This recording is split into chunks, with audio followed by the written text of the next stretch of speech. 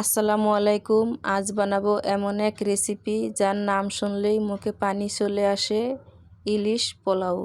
ইলিশের ঘ্রাণ আর পোলাওয়ের ফ্লেভার একসাথে মিশে তৈরি করে এক অন্যরকম স্বাদ।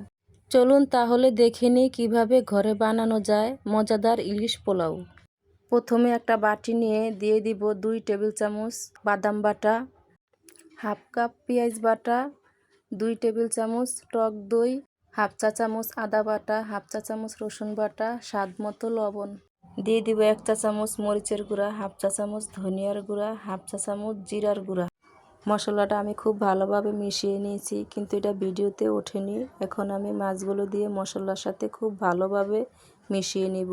এখানে আমি 8 পিস ইলিশ মাছ নিয়েছি। মাছগুলোকে খুব ভালোভাবে মিশিয়ে একটা ঢাকনা দিয়ে ঢেকে রাখবো 20 মিনিটের জন্য। এখন চুলায় একটা প্যান বসিয়ে দিয়ে দিব পরিমাণ মতো তেল। তেলটা গরম হয়ে আসলে দিয়ে দিব ম্যারিনেট করা মাছটা দিয়ে আলতো হাতে খুব ভালোভাবে কষিয়ে নিব 10 মিনিটের মতো। এরই মাঝখানে আমি মাছটাকে আলতো হাতে দুবার করে উল্টিয়ে দিয়েছিলাম। এই তো আমার মাছটা কষানো হয়ে গেছে। এখন আমি একে একে মাছগুলো মশলা থেকে উঠিয়ে নিব। মাছগুলো উঠানো শেষ। এখন মশলাটাকে আরও মিনিট 2 মতো কষিয়ে নিব। এই তো আমার মশলাটা কষানো শেষ। এখন চুলায় একটা প্যান বসিয়ে পেঁয়াজ বেরেস্তা করে নিব। এই জন্য দিয়ে দিব তেল। তেলটা গরম হয়ে আসলে হাফ কাপ দিয়ে দিব পেঁয়াজ কুচি। পেঁয়াজটাকে মিডিয়াম টু হাই আঁচে রেখে ব্রাউন কালার হয়ে আসা অবধি ভেজে নিব।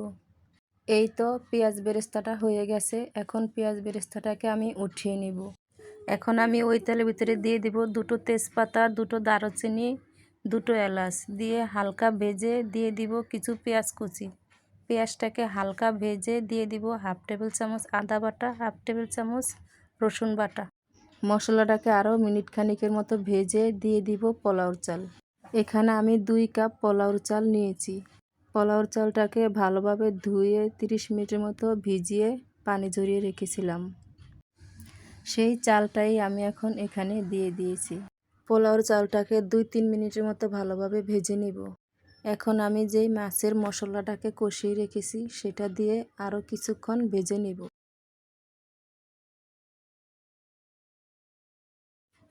এই তো আমার চালটা ভাজা হয়ে গেছে। এখন দিয়ে দিব চালের দ্বিগুণ ফুটন্ত গরম পানি, অর্থাৎ 2 কাপ চালের জন্য 4 কাপ পানি যথেষ্ট। এখন চালটাকে ভালোভাবে নেড়ে দিয়ে দিব স্বাদ মতো লবণ।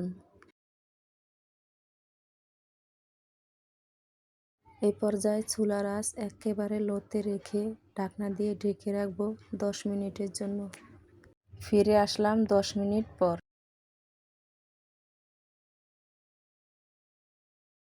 এখন পোলাওটাকে খুব ভালোভাবে নেড়ে আবারও ঢাকনা দিয়ে ঢেকে দমে বসিয়ে রাখবো 5 মিনিটের জন্য।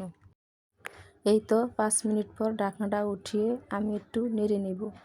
দেখুন মাশাআল্লাহ আমার পোলাওটা কত সুন্দর ঝরঝরা হয়েছে। এই পর্যায়ে একে একে পোলাওর উপরে মাছগুলো সাজিয়ে দিয়ে দিব।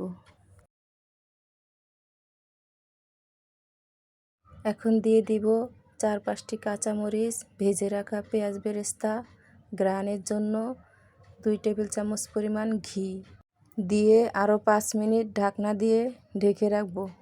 এই তো তৈরি হয়ে গেল আমার মজাদার ইলিশ পোলাও। ঢাকনাটা তোলার সাথে সাথে পুরো বাড়ি ঘ্রাণে ভরে গিয়েছে।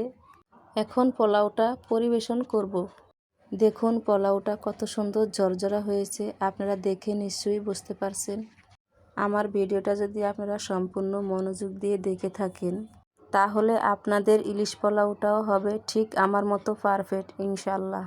আপনারা চাইলে আজকের লাঞ্চে একবার এই ইলিশ পোলাওটা ট্রাই করে দেখতে পারেন। আশা করি মন ভরে যাবে।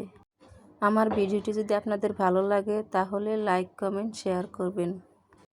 এরকম নিত্য নতুন ভিডিও পেতে আমার চ্যানেলটি সাবস্ক্রাইব করে রাখবেন। তাহলে আজকে ইলিশ পোলাও খেতে খেতে বিদায় নিচ্ছি। আল্লাহ হাফেজ।